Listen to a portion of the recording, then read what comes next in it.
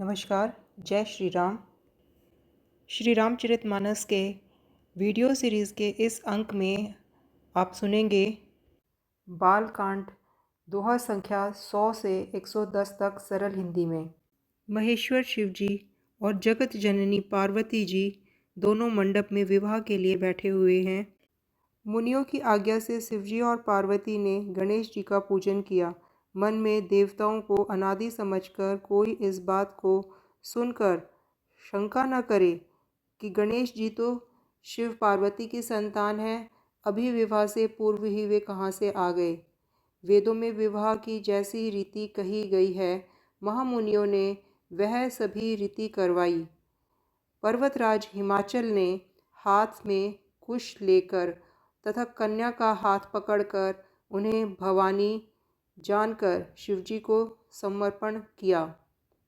जब महेश्वर शिवजी ने पार्वती का पाणी ग्रहण किया, तब इंद्रादि सब देवता हृदय में बड़े ही हर्षित हुए।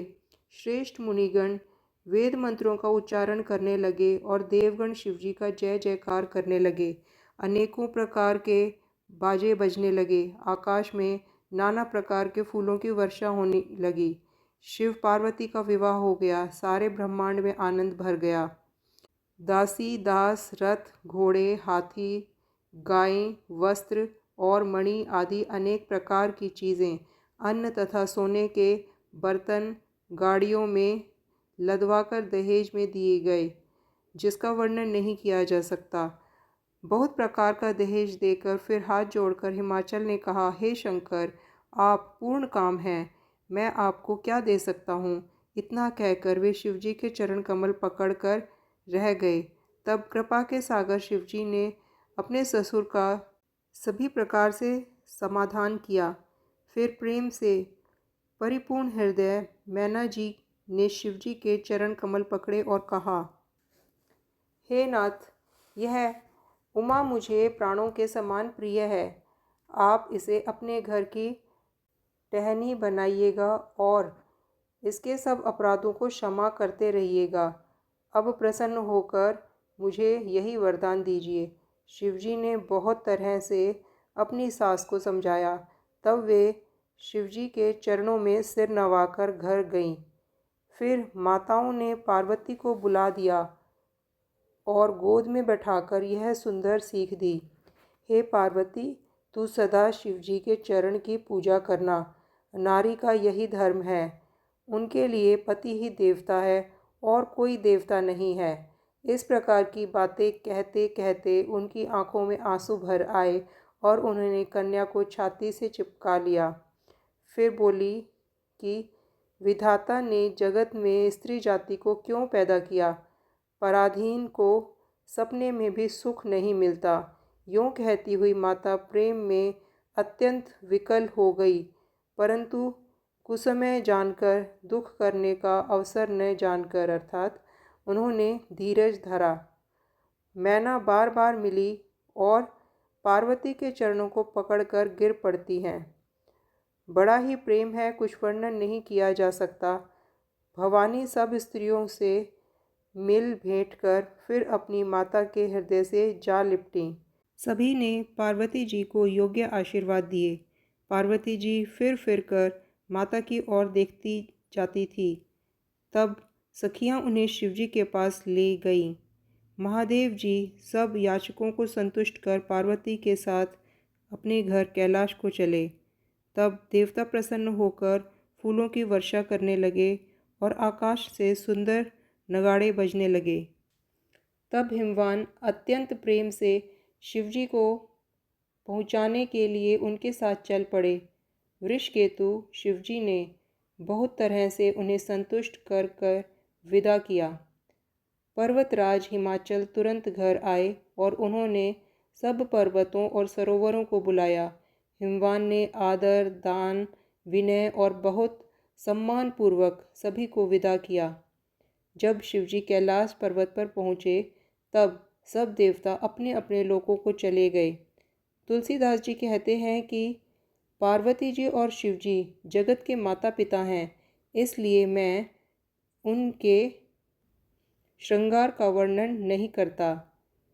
शिव पार्वती विविध प्रकार के भोग विलास करते हुए अपने गणों सहित कैलाश पर रहने लगे। वे नित्य नए विहार करते थे। इस प्रकार बहुत समय बीत गया। तब 6 मुँहों वाले पुत्र स्वामी कार्तिक का जन्म हुआ, जिन्होंने बड़े होने पर युद्ध में तारका असुर को मारा। वेद शास्त्र और पुराणों में स्वामी कार्तिक के जन्म की कथा प्रसिद्ध है और सारा जगत उसे जानता है। षंडानन अर्थात स्वामी कार्तिक का जन्म कर्म, प्रताप और महान पुरुषार्थ को सारा जगत जानता है। इसलिए गोस्वामी तुलसीदास जी कहते हैं कि उन्होंने उनके पुत्र का चरित्र संक्षेप में ही कहा है। शिव पार्वती के विवाह की इस कथा को जो स्त्री पुरुष कहेंगे और गाएंगे, वे कल्याण के कार्यों और विवाह आदि मंगलों में सदा सुख पाएंगे। श्लोक संख्या 103 में गोस्वामी तुलसीदास जी कहते हैं कि महादेव जी का चरित्र समुद्र के समान अपार है, उसका पार वेद में भी नहीं है। तब अत्यंत मंद बुद्धि और गंवार तुलसीदास उसका वर्णन कैसे कर सकता है। गोस्वामी तुलसीदास जी आगे कहते हैं कि शिवजी के रसीले और सुहावने चरित्र को सुनकर मुनि भरद्वाज जी ने बहुत ही सुख पाया। कथा सुनने की उनकी लालसा बहुत बढ़ गई। नेत्रों में जल भर आया तथा वे प्रेम में मुग्ध हो गए। मुख से वाणी नहीं निकलती। उनकी यह दशा देखकर ज्ञानी मुनि याज्ञवल्क्य के बहुत प्रसन्न हुए और बोले, हे मुनीश्वर, तुम्हारा जन्म धन्य है। तुमको गौरीपति शिवजी प्राणों के समान प्रिय हैं। शिवजी के चरण कमलों में जिनकी प्रीति नहीं है, वे श्री रामचंद्र जी को स्वप्न में भी नहीं अच्छे लगेंगे। विश्वनाथ श्री शिवजी के चरणों में विशुद्ध प्रेम होना, यही राम भक्त का लक्ष्य है। शिवजी के समान रघुनाथ जी की भक्ति का व्रत धारण करने वाला कौन है, जिन्होंने बिना ही पाप के सती जैसी स्त्री को त्याग दिया और प्रतिज्ञा करके श्री रघुनाथ जी की भक्ति को दिखा दिया। हे भाई, श्री रामचंद्र जी को शिवजी के समान और कौन प्रिय है। मैंने पहले ही शिवजी का चरित्र कहकर तुम्हारा भेद समझ लिया। तुम श्री रामचंद्र जी के पवित्र सेवक हो और समस्त दोषों से रहित हो। मैंने तुम्हारा गुण और शील जान लिया। अब मैं श्री रघुनाथ जी की लीला कहता हूँ। सुनो हे मुनि, सुनो। आज तुम्हारे मिलन से मेरे मन में जो आनंद हुआ है, वह कहा नहीं जा सकता। हे मुनीश्वर, रामचरित्र अत्यंत अपार है। 100 करोड़ शेष जी भी उसे नहीं कह सकते। तथापि जैसा मैंने सुना है, वैसा वाणी के स्वामी और हाथ में धनुष लिए हुए प्रभु श्री रामचंद्र जी का स्मरण करते हुए कहता हूँ।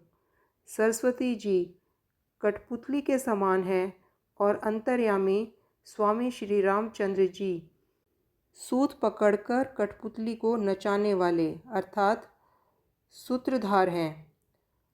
अपना भक्त जानकर जिस कवि पर वे कृपा करते हैं, उसके हृदय रूपी आंगन में सरस्वती को वे नचाया करते हैं। उन्हीं कृपालु श्री रामचंद्र जी को मैं प्रणाम करता हूँ और उन्हीं के निर्मल गुणों की कथा कहता हूँ। कैलाश पर्वतों में श्रेष्ठ और बहुत ही रमणीय है, जहाँ शिव पार्वती जी सदा निवास करते हैं। सिद्ध तपस्वी योगीगण, देवता, किन्नर और मुनियों के समूह उस पर्वत पर रहते हैं। वे सब बड़े पुण्यात्मा हैं और आनंद कंद श्री महादेव जी की सेवा करते हैं। जो भगवान विष्णु और महादेव जी से विमुख है और जिसकी धर्म में प्रीति नहीं है, वे लोग स्वप्न में भी वहाँ नहीं जा सकते। उस पर्वत पर एक विशाल बरगद का पेड़ है, जो नित्य नवीन और छहों ऋतुओं में सुंदर रहता है। वहाँ तीनों प्रकार की अर्थात शीतल, मंद और सुगंध वायु बहती रहती है। उसकी छाया बड़ी ठंडी रहती है। वह शिवजी के विश्राम करने का वृक्ष है, जिसे वेदों ने गाया है। एक बार प्रभु श्री शिवजी उस वृक्ष के नीचे गए और उसे देखकर उनके हृदय में बहुत आनंद हुआ। अपने हाथ से बागंबर बिछाकर कृपालु शिवजी स्वभाव से ही बिना किसी खास प्रयोजन के वहाँ बैठ गए। कुंद के पुष्प, चंद्रमा और शंख के समान उनका गोरा शरीर था। बड़ी लंबी भुजाएं थीं और वे मुनियों के से वस्त्र धारण किए हुए थे। उनके चरण पूर्ण रूप से खिले हुए लाल कमल के समान थे। नखों की ज्योति भक्तों के हृदय का आनंद हरने वाली थी। सांप और भस्म ही उनके भूषण थे और शिवजी का मुख पूर्णिमा के चंद्रमा की शोभा को भी फीकी करने वाला था। उनके सिर पर जटाओं का मुकुट और गंगा जी शोभायमान थी। कमल के समान बड़े बड़े नेत्र थे। उनका कंठ नीला था और वे सुंदरता के भंडार थे। उनके मस्तक पर द्वितीया का चंद्रमा सुशोभित था। कामदेव के शत्रु शिवजी वहाँ बैठे हुए ऐसे शोभित हो रहे थे मानो शांत रस ही शरीर धारण किए हुए हो। अच्छा मौका जानकर शिव पत्नी माता पार्वती जी उनके पास गईं। अपनी प्यारी पत्नी जानकर शिवजी ने उनका बहुत आदर सत्कार किया और अपनी बाईं ओर बैठने के लिए आसन दिया। पार्वती जी प्रसन्न होकर शिवजी के पास बैठ गई। उन्हें पिछले जन्म की कथा स्मरण हो आई। स्वामी के हृदय में अपने ऊपर पहले की अपेक्षा अधिक प्रेम समझकर पार्वती जी हंसकर प्रिय वचन बोली। याज्ञवल्क्य जी कहते हैं कि जो कथा सब लोगों का हित करने वाली है उसे ही पार्वती जी पूछना चाहती हैं। पार्वती जी ने कहा, हे संसार के स्वामी, हे मेरे नाथ, हे त्रिपुरासुर का वध करने वाले, आपकी महिमा तीनों लोकों में विख्यात है। चर अचर, नाग, मनुष्य और देवता सभी आपके चरण कमलों की सेवा करते हैं। हे प्रभु, आप समर्थ, सर्वज्ञ और कल्याण स्वरूप हैं। सब कलाओं और गुणों के निधान हैं और योग, ज्ञान और वैराग्य के भंडार हैं।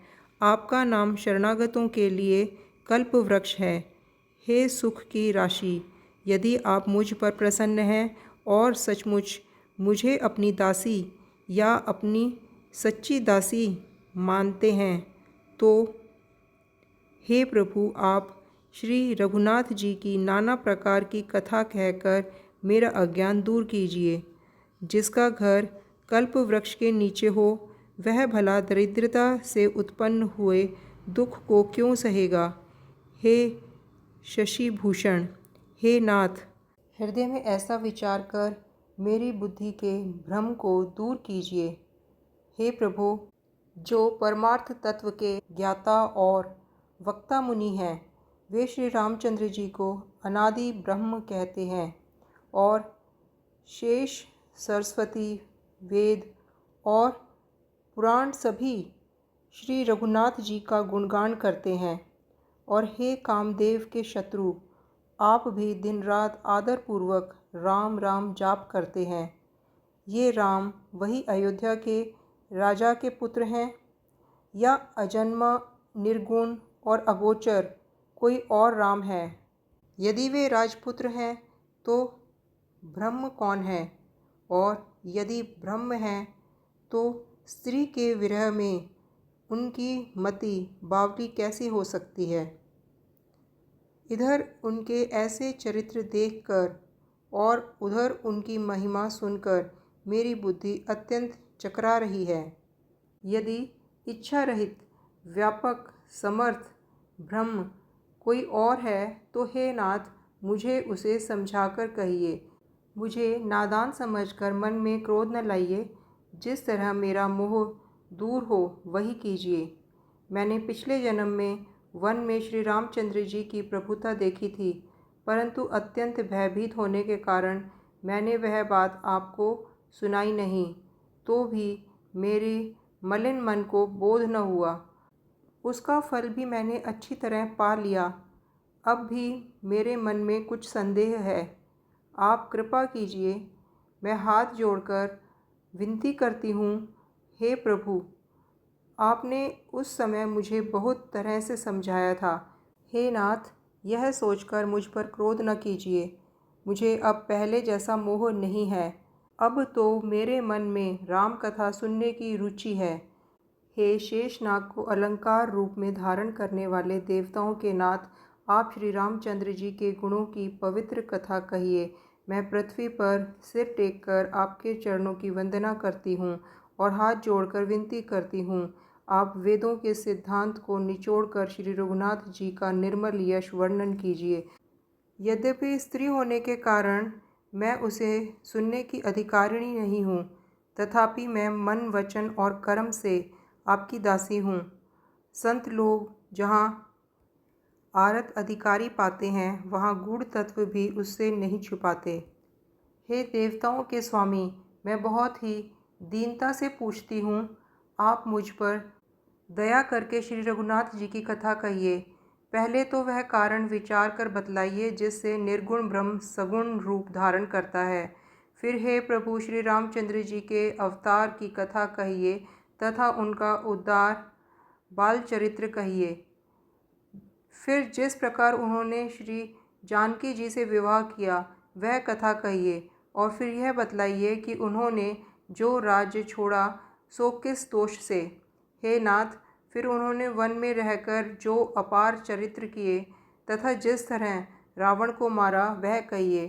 हे सुख स्वरूप शंकर, फिर आप उन सारी लीलाओं को कहिए जो उन्होंने सिंहासन पर बैठकर की थी। हे कृपाधाम, फिर वह अद्भुत चरित्र कहिए जो श्री रामचंद्र जी ने किया। वे रघुकुल शिरोमणि प्रजा सहित किस प्रकार अपने धाम को गए। ओम नमः शिवाय। जय श्री राम। वीडियो पसंद आया हो तो लाइक करें और चैनल को सब्सक्राइब करें। धन्यवाद।